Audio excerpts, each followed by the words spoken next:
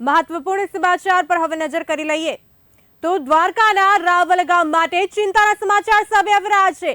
વર્તુબેના 4 દરવાજા 1 ફૂટ ખોલવામાં આવ્યા છે। જામ, રાવલ, ગાંધી, ગોરાણા સહિતના અનેક ગામને એલર્ટ કરવામાં આવ્યા છે। નીચાણવાળા વિસ્તારોને સાવચેત રહેવાની સૂચના આપી દેવામાં આવી છે। રાવલ નગરપાલિકા દ્વારા લોકોને એલર્ટ મોડ પર કરી દેવામાં આવ્યા છે। સાથે સાથે ડેમ પાસે ન જવા માટે સૂચના આપી દેવામાં આવી છે। દ્વારકાથી સમાચાર।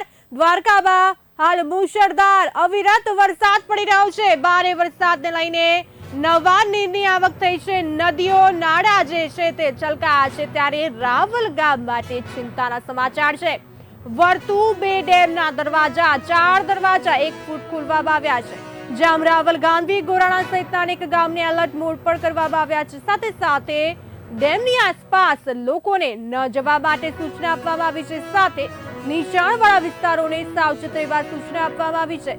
રાવલ નગરપાલિકા દ્વારા લોકોને એલર્ટ કરી દેવામાં આવ્યા છે।